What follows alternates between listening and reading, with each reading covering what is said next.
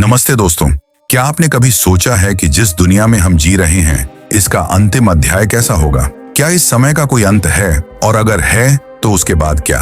आज हम एक ऐसी यात्रा पर निकलने वाले हैं जो हमें हमारे प्राचीन धर्म ग्रंथों के उन पन्नों तक ले जाएगी जहां कलयुग के अंत और एक नए युग के उदय का रहस्य छिपा है। ये सिर्फ एक कहानी नहीं, ये एक भविष्यवाणी है, एक चेतावनी है और एक वादा भी है। तो अपनी सीट बेल्ट कस लीजिए, क्योंकि अगले कुछ मिनट आपकी सोच को हिला देने वाले हैं। आज हम जानेंगे कलयुग का अंत कब और कैसे होगा, और उसके बाद ब्रह्मांड का कौन सा नया अध्याय शुरू होगा।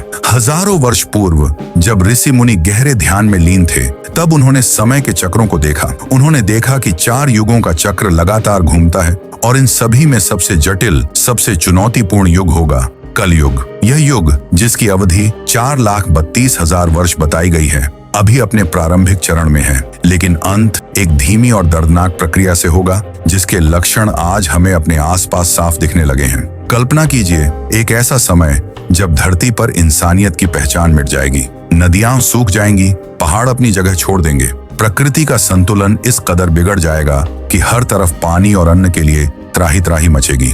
लोग अपने ही भाई बंधुओं का गला काटने को तैयार होंगे। घर परिवार, रिश्ते नाते सब अर्थहीन हो जाएंगे। क्या यह सब आपको आज के समाज की भयावह तस्वीर नहीं दिखा रहा? धर्म के नाम पर सिर्फ ढोंग और पाखंड होगा। सच्चे ज्ञानी मौन धारण कर लेंगे और अज्ञानी सत्ता के सिंहासन पर बैठेंगे। सत्य को दबाया जाएगा और झूठ को गौरव मिलेगा। पाप और अन्याय इस कदर बढ़ जाएगा कि धरती माता भी अपने बोझ तले कराह उठेगी। चारों ओर केवल हिंसा, छल और कपट का अंधेरा होगा। पर यह तो बस उस महाप्रलय की छोटी सी झलक है। हमारे धर्म ग्रंथों, विशेषकर श्रीमद् भागवत पुराण के 12वें स्कंध और भविष्य पुराण में स्पष्ट रूप से लिखा है कि जब पाप अपनी पराकाष्ठा पर होगा और दुनिया में कोई भी शासक न्याय से राज नहीं करेगा, जब लोग अपनी जान और माल बचाने के लिए घने जंगलों और गुफाओं में छिपने को मजबूर होंगे, तब ब्रह्मांड के नियंता भगवान विष्णु स्वयं इस धरती पर पुनः अवतार लेंगे। उस अवतार को नाम दिया गया है कल्कि। भगवान कल्कि का जन्म संभल नामक ग्राम में एक धर्मात्मा ब्राह्मण परिवार में होगा।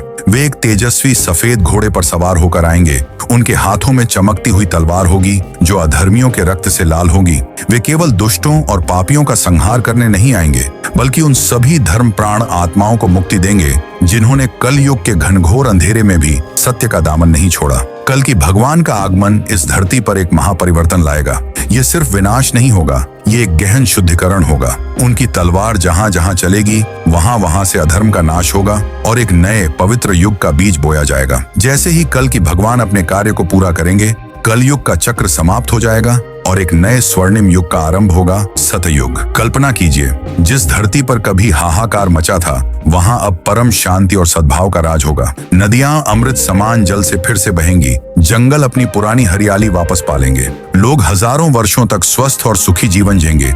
बीमारियों का कोई नामो निशान नहीं होगा।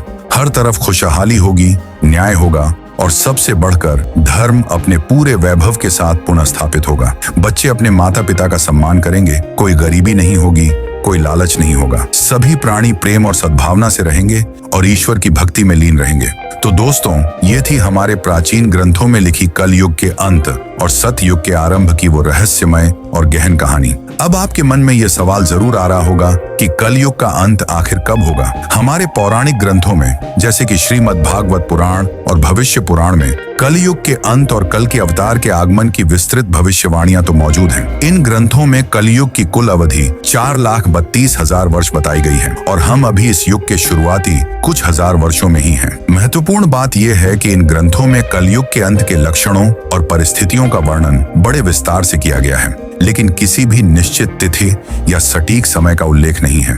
ये सभी बातें मान्यताओं, धार्मिक विश्वासों और प्रतीकात्मक विवरणों पर आधारित हैं। हमारा इस वीडियो को बनाने का उद्देश्य किसी भी तरह के अंधविश्वास को बढ़ावा देना बिल्कुल नहीं है, बल्कि आपको हमारे प्राचीन ग्रंथों में दर्ज उस गहन ज्ञान और भविष्यवाणियों से अवगत कराना है जो हमारे पूर्वजों ने हमें सौंपी हैं। ये कहानी हमें सिर्फ भविष्य नहीं दिखाती, बल्कि हमें अपने वर्तमान पर विचार करने को मजबूर करती है। हम आज जो कर्म करते हैं, वही हमारे आने वाले कल का निर्माण करते हैं। तो क्यों ना आज से ही हम सब धर्म, सच्चाई और इंसानियत के रास्ते पर चलें? क्यों ना हम अपने आसपास की नकारात्मकता को दूर करके एक बेहतर समाज बनाने की शुरुआत करें? अगर आपको यह वीडियो पसंद आया हो तो इसे लाइक करें और अपने दोस्तों, परिवार के साथ शेयर करें ताकि उन्हें भी हमारे धर्म ग्रंथों में छिपे इन रहस्यों का पता चले। और हाँ, ऐसे ही गहरे रहस्यों और ज्ञानवर्धक कहानियों के लिए हमारे चैनल को सब्सक्राइब करना न भूलें और बेल आइकॉन दबा दें ताकि आप कोई भी महत्वपूर्ण अपडेट मिस न करें। मिलते हैं अगले वीडियो में, तब तक के लिए जय श्री राम।